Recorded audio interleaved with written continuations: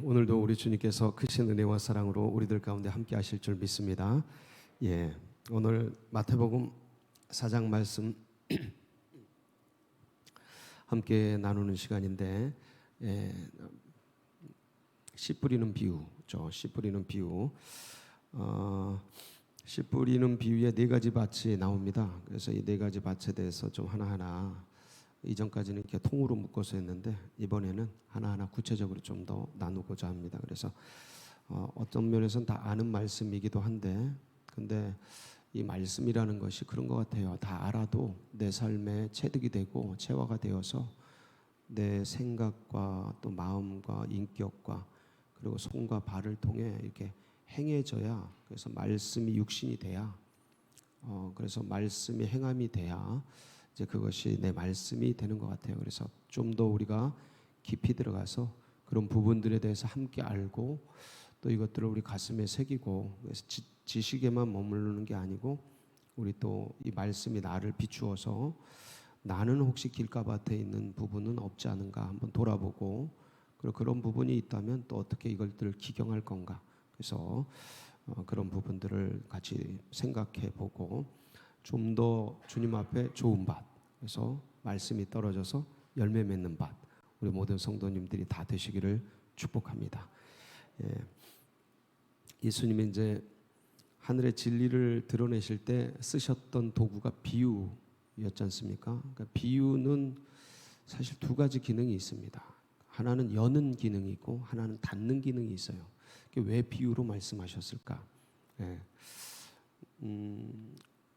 하늘의 세계는 창세기 1장 1절에 대체 하나님이 천지를 창조하시니라. 천지,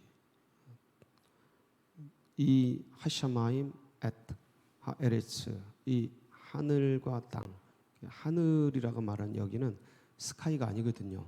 헤븐이거든요. 그래서 물리적으로 보이는 하늘은 그 넷째 날 1월 성신, 해와 달과 별들, 은하계, 태양계, 이거 만들 때 그거 그렇게 만들어진 거예요. 물리적인 스카이는. 그러니까 첫날 그 앞에 첫째 날이 시작되기도 전에 만들었던 그 세계는 다른 하늘이죠. 하샤마임, 헤븐 하는, 주님이 그거를 천국이 가까이 왔느니라 하면서 가지고 오시죠. 가지고 오시는데, 그래서 그런 말씀을 하십니다. 하늘에서 내려온 인자 외에는 하늘에 올라간 자가 없느니라. 기억나십니까? 주님이 친히 하신 말씀이에요. 그 하늘에서 내려온 인자 외에는 하늘에 올라간 자가 없다라고 말할 때, 에녹과 엘리야는 그럼 어디로 올라간 건가? 하늘 아닌가? 하늘로 올라갔다고 표현되는데 그거는 스카이입니다. 그건 스카이, 헤븐이 아니에요. 예수님이 직접 말씀하셨어요. 하늘에서 내려온 인자 외에는 하늘에 올라간 자가 없다. 예수님 시대 이전에 에녹과 엘리야는 과거의 사람이었죠. 그들은 헤븐에 간 게 아니죠. 그래서 제가 이 얘기를 왜 말씀을 드리냐면, 그 헤븐이 가려진 거죠. 닫혀진 거죠. 주님이 오셔서 그 세계를 여시는 거죠. 그러면서 그 천국, 가려진 천국, 그러니까 보질 못했으니까, 타락해서 알질 못하니까 드러내야 되는데 뭐로 드러낼까? 그게 비유입니다. 그래서 우리 일상에 우리가 쉽게 이해하고 접하기 좋은 그런 도구들, 오늘 이제 씨 뿌리는 비유는 농사지 않습니까? 농사는 우리가 너무 잘 알잖아요. 그래서 우리 어릴 때 다 봤고, 농경 시대를 우리가 지나왔지 않습니까? 지금이야 뭐 공업화, 산업화 되어서 정보화 시대로 접어들어서 어떤 면에서는 보기가 조금 어려울 수도 있지만, 그래도 우리 주위에 다 농가밭이 있어서 이렇게 봅니다. 그러니까 접하기 쉬운 사물, 사건을 통해서 접하기 어렵고 생각하기 어려운 그 사건과 사물과 현상, 천국이라는 현상을 드러내는 거죠. 이게 비유입니다. 이 비유에는 여러 가지가 있죠. 뭐 직유법도 있고 은유법도 있고 여러 가지 뭐 어떤 상징 체계도 있고 다 있는데, 그런 어떤 수사학적인 기법, 비유라는 걸 통해서, 이게 이제 뭐 농사 비유는 너무 쉽지 않습니까? 그러니까 다 알아듣는 거죠. 예, 들을 게 있는 데는 다 알아듣는 거예요. 근데 이게 너무 쉬운데 못 알아들을 수 있어요. 암호 같은 거.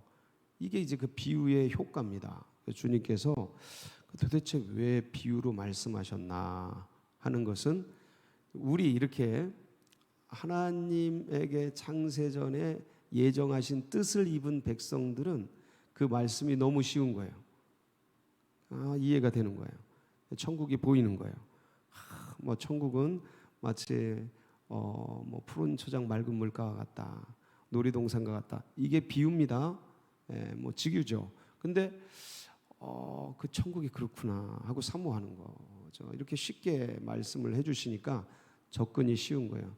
근데 이제 천국에 대해서 비판적이고 비웃는 사람들은 무슨 소리야, 웃기고 있네, 안 들리는 거예요. 뭐 놀이동산 뭐 수없이 봤는데도 천국이 그렇다라는 게 이제 안 믿겨지고 안 들리는 거죠. 그래서 마태복음 13장에 보면, 우리가 이제 앞에 마태복음을 같이 묵상해 왔는데, 거기 보면 예수님께서 직접 내가 왜 비유로 이 말들을 하고 있는지를 언급하신 부분이 있습니다. 그래서 10절로 13절인데 한번 보실까요? 뭐라고 하셨는지. 시작. 제자들이 예수께 나와 이르되 어찌하여 그들에게 비유로 말씀하시나이까? 대답하여 이르시되 천국의 비밀을 아는 것이 너희에게는 허락되었으나 그들에게는 아니 되었나니, 무릇 있는 자는 받아 넉넉하게 되되 없는 자는 그 있는 것도 빼앗기리라. 그러므로 내가 그들에게 비유로 말하는 것은 그들이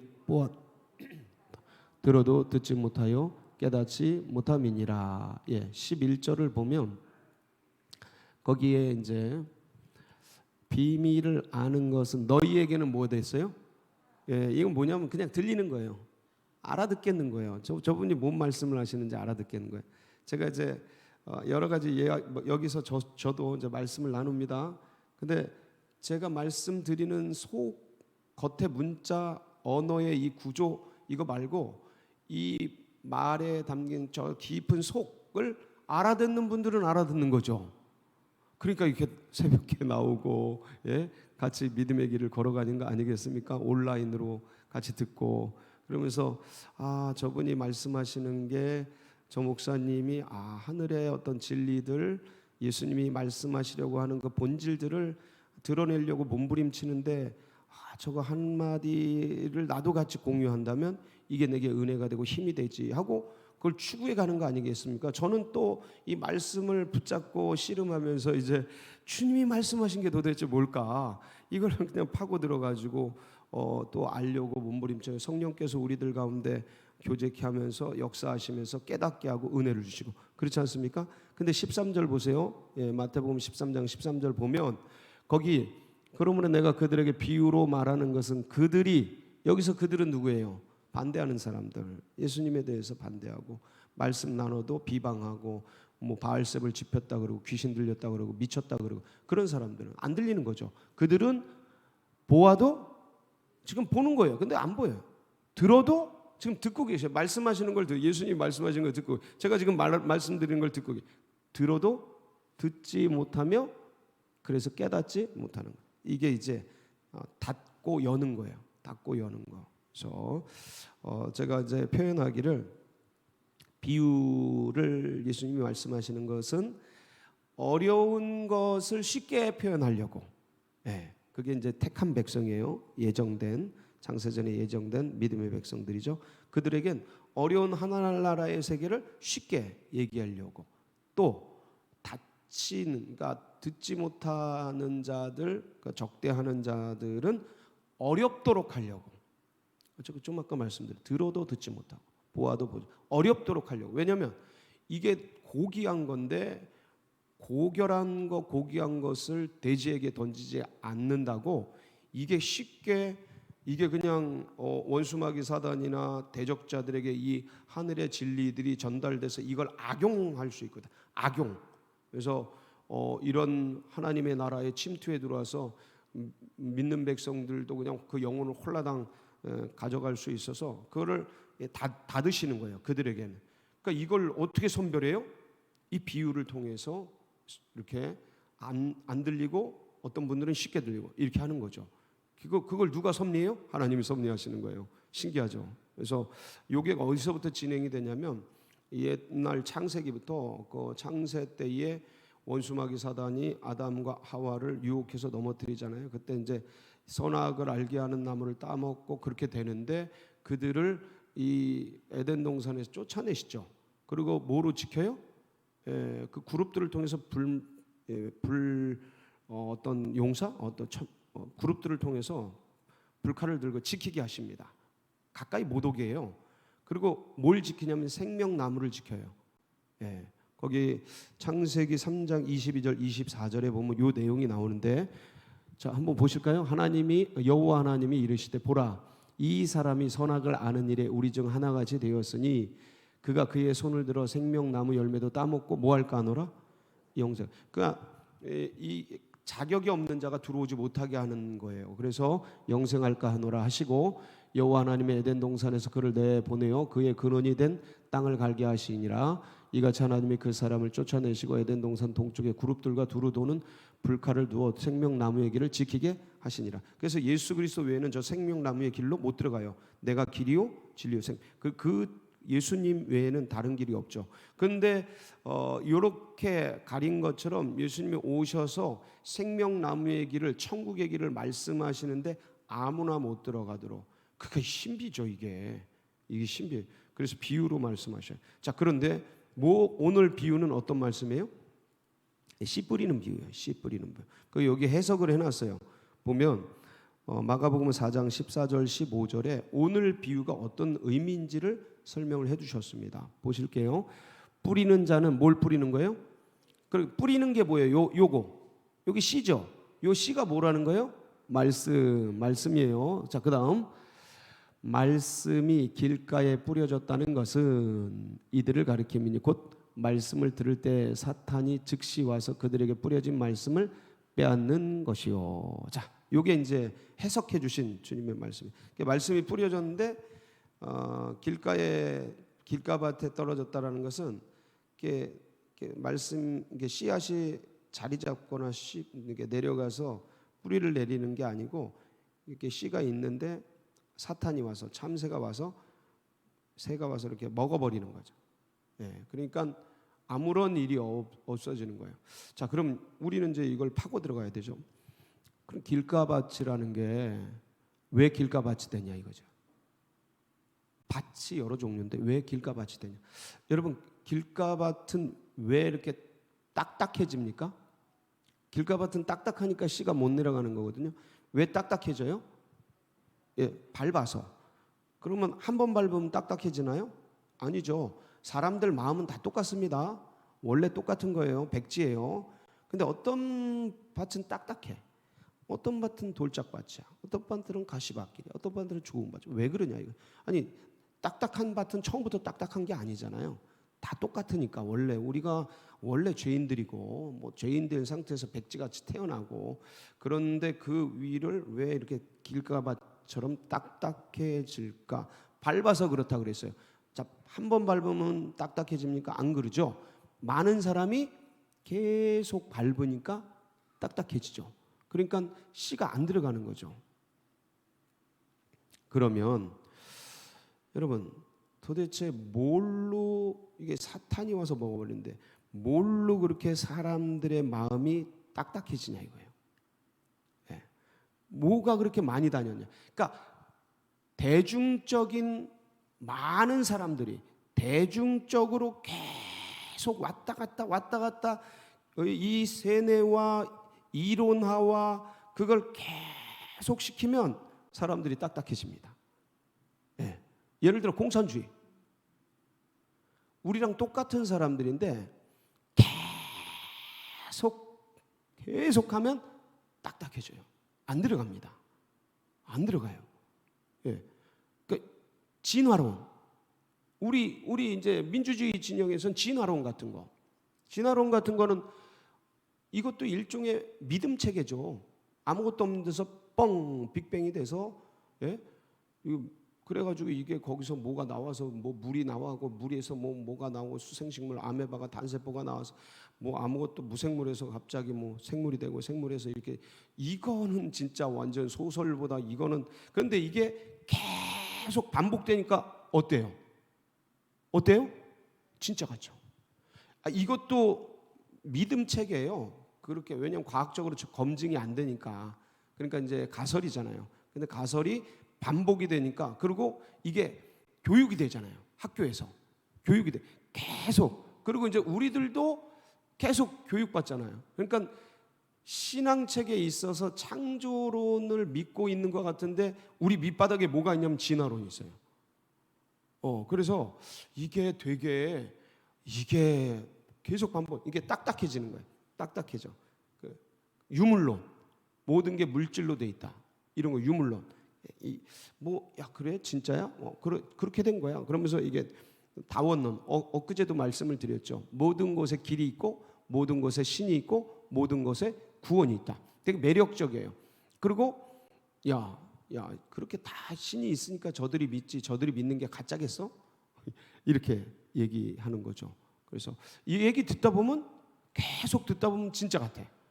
그리고 그게 이제 사실화돼 가지고 그게 진리화돼서 사람들을 딱딱하게 만들어요.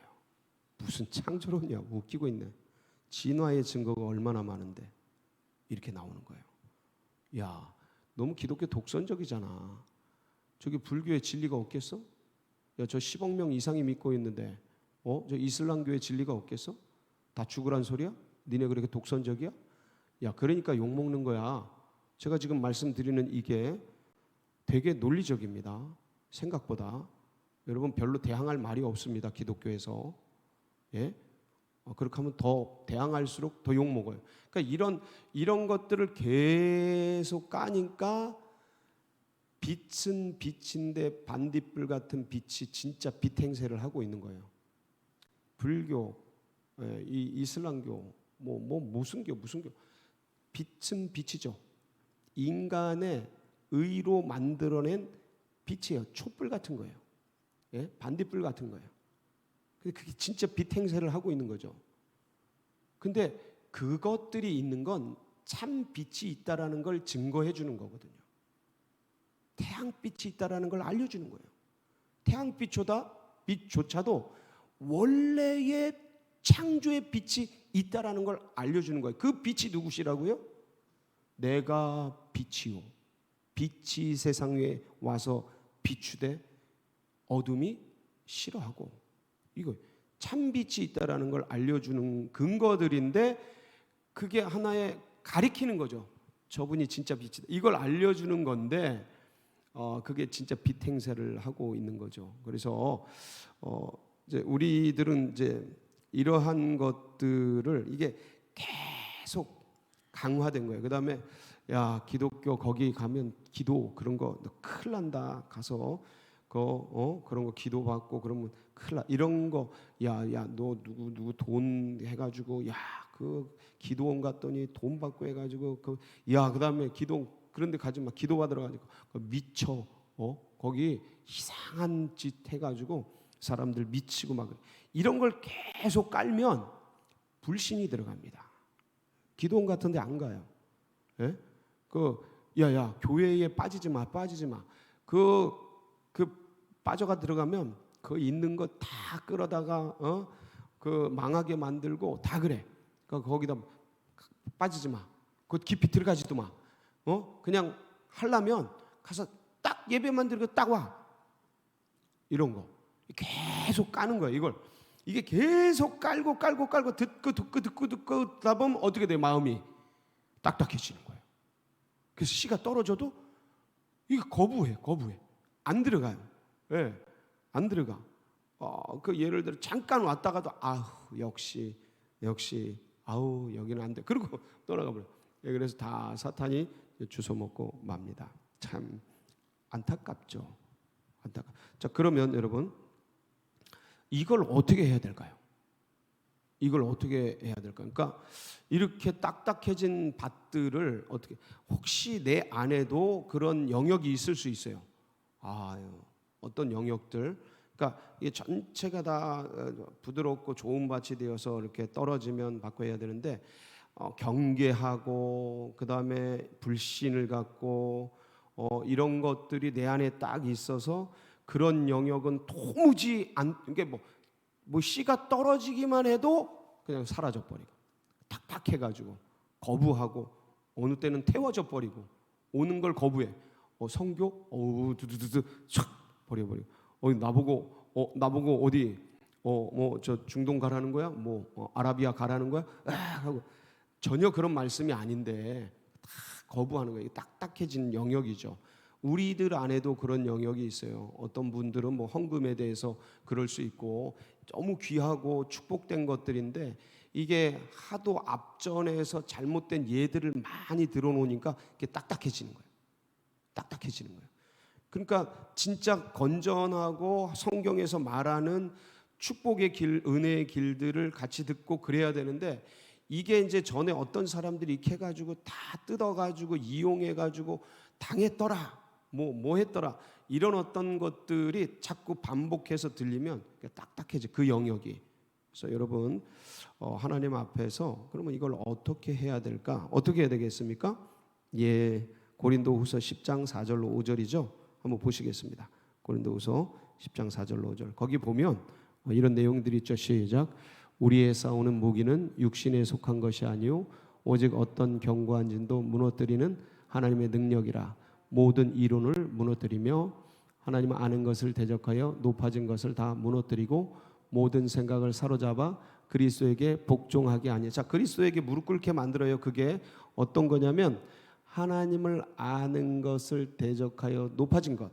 그러니까 말씀보다 진리보다 내 생각, 남들이 말한 그 생각들로 딱딱해진 그 높아진 것, 딱딱해진 것. 4절 그런 것들. 그다음에 그게 어떻게 형성이 되냐면 견고한 진처럼 형성이 되는데 뭐로요? 모든 이론으로, 그럴듯한 얘기들로, 그런 소문들로 그렇게 해서 딱딱해지는 거예요. 근데 이게 그럼 인간의 말과 혀로 그게 되느냐? 안 돼요. 오히려 더 딱딱해져요. 말과 혀로 하면. 그래서 뭐로 해야 돼요? 네, 우리의 싸우는 무기는 육신에 속한 것이 아니요 오직 어떤 경건을 무너뜨리는 뭐요? 하나님의 능력, 두나미스. 저게 뭐예요? 저게 뭐예요?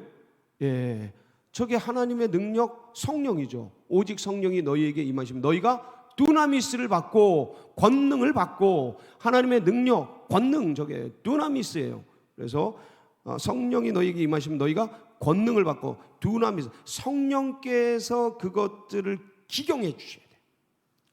이가 날카로운 타작기계처럼 이게 사람의 힘으로 안 되는 거예요. 이거는 이미 견고해진 그것들은 사람의 말과 혀로 안 돼요. 할수록 더 딱딱해져. 할수록 더 거부감이 생기고. 그러니까 그 성령께서 해주셔야 되는데 그럼 성령께서 아무나 해주냐? 안 그래요. 아무나 하지 않습니다. 하나님의 섭리 가운데 있는데 기도가 쌓일 때 되어지는 거예요. 기도가 쌓일 때. 그러니까 내 남편 얼마나 딱딱해. 내 남편 얼마나 딱딱해. 야, 네 하는 짓거리 보고는 내가 진짜 하나님 뭐 안 믿어. 너. 그러니까 그렇게 헌신적으로 열심히 하는데도 그렇게 조롱하고 그런 분들이 한두 분들이 아니에요. 그냥 나가면 그 현장에 보면 어떤 분들은 부인이 또 그럴 수 있고요. 어떤 부모가 그 핍박 속에서 그 유교나 다른 사고의 사상에 사로잡혀서 기독교 자체를 이 혐오, 또 특히 이 시대의 이 여론 속에서 이런 불리한 여론 속에 있으니까 그런 것들을 그냥 이유 삼아 그냥 그런데 왜 가냐고 그렇게 하는 게 오늘날도 있습니다. 지금도 있어요. 이 시대도. 그래서 되게 어렵게 하는데 그런 분들을 어떻게 도대체 합니까? 말로 하면 더 말과 혈과 육으로 대하면 더 하고. 그래서 성령께서 해주셔야 되는데 성령이 움직이시도록 하는 가장 좋은 방법이 뭐예요? 기도예요. 기도로 이 땅에서 매면 하늘에서 매이고 이 땅에서 풀면 하늘에서 풀리고. 그래서 하나님 저 영혼을 주님 앞에, 이 가문이 주님 앞에 온전히 가문 전체가 복음화되도록 하나님, 남편이, 아내가, 자녀가, 부모가 하나님 앞에 좋은 일꾼 되도록 하나님 또 이 기도를 하면서 그 영혼을 붙잡고 있는 배후에 있는 세력들, 그 제가 말씀드렸잖아요. 진화론, 유물론, 이 여러 가지 다원론, 이런 여러 가지 그 불신들, 그 세상에 들었던 수많은 다른 이야기들, 그 딱딱해져 있는 그것들을 기경할 유일한 것은 성령인데, 이걸 방해하고 있는 세력들, 원수마귀 사단을, 이 배후 세력을 예수의 이름으로 끊어내야 되죠. 대적기도 해야 돼요. 그래서 주님, 저 영혼이 주님을 열심히 믿고 주님의 좋은 나라 일꾼 되어지고 하나님 나라 위에서 충성하는 하나님의 백성, 참 믿음의 사람이 되도록 도와주시고 그 영혼을 구원하여 하나님 나라 갈 수 있도록 주님 가문을 복음화 시켜주고 가정을 주님께 시켜주시고, 이렇게 기도하면서 동시에 예수 그리스도의 이름으로 명하노니 내 남편을, 내 아내를, 내 형제를, 내 자매를, 내 부모를, 내 자녀들을 붙잡고 있는 원수마귀 사단은 나사렛 예수의 이름으로 명하노니 묶임을 받고 떠나갈지어다 하면서 그 영혼에 대해서, 배후 세력에 대해서 예수의 이름으로 결박시켜야 돼. 결박기도, 선포기도, 이것들을 딱 계속해서 이게 쌓일 때 어느 순간 지나가는데 차 사고를 보는데 나도 저렇게 어느 순간 갈지 모르겠는데, 우리 색시가, 아니 우리 남편이, 우리 엄마가, 우리 아들이 그때 교회 가서 예수님 믿으면 천국 간다 그랬는데 가야겠다, 이게 들어가는 거예요. 그 딱딱한 게 갑자기 흐물흐물해지고 거기 비가 내리고 그리고 이게 기경이 되고 이 역사가 일어나는 거예요. 지나가다가 누가 얘기를 툭 했는데 그게 갑자기 꽂히고, 어거스틴 정원에 들어가는데, 자기 밀라노의 정원에 들어가는데 애들이 고무줄놀이 하듯이 놀이하는데 읽어라 뭘 읽으라고, 자기들끼리 고무줄놀이 하면서 왜 우리 뭐 그런 노래 많이 부르지 않습니까? 그런데 그 노래를 하는데 읽어라 그게 자기한테, 어거스틴한테 얘기하는 것 같은 거예요. 그래서 찾아 읽었는데 로마서 그 3장 말씀, 어둠의 옷을 벗고 빛의 옷을 입어라, 그게 있는 거예요. 성경을 딱 펼쳤는데, 그래가지고 그때 하나님 앞에 결단하고 돌아오지 않습니까? 그 딱딱한 마음이 만이교로 아주 십몇 년을 딱딱했던 그 철학자가, 수사학자가, 그 딱딱한 게 주님께서 그냥 갈아엎어가지고 그냥 모니카의 기도가 쌓이니까 확 어느 순간 뒤집어지는 거예요. 찰나에. 이거는 그러니까 영의 세계는 시간이 없다고, 하나님의 역사가 그렇게 이어지고, 그래서 기도를 계속해. 그러면 하나님이 그 딱딱한 마음을 기경시켜 주시고 바꿔주시고, 믿는 백성들도 어떤 영역을 주님, 제가 보이지 않고 어떤 열리지 않는 그 영역 갈아주세요. 사모하고 간구하면 주님이 성경을 통해, 말씀을 통해, 뭘 통해, 성령을 통해 보여주시고 드러내주시고 기경시켜주시고 부드럽게 되어서 지금의 은혜보다 더 큰 은혜, 지금의 축복보다 더 큰 축복 우리들에게 부어주실 줄 믿습니다. 같이 기도하시겠습니다. 사모하면서 하나님 우리 마음을 기경해 주시고, 하나님 그 영혼, 그 마음, 그 심령, 그 딱딱해진 것 길가밭 기경해 주시옵소서. 기도하며 나갈 때 특별히 우리 연약한 우리 환우들 돌아보시고 하나님 일으켜 주시고 의식 돌아오게 하시고, 하나님 암덩이들은 예수의 이름으로 떠나가게 하옵시고, 이번 주 또 우리 사무총회 있습니다. 주님께서 이 사무총회 성총회 되도록 하나님 역사해 주시옵소서. 우리 여러분 각자 기도 제목 붙들고 주여 부르짖고 다 같이 기도하며 나갑니다. 부르짖습니다. 주여.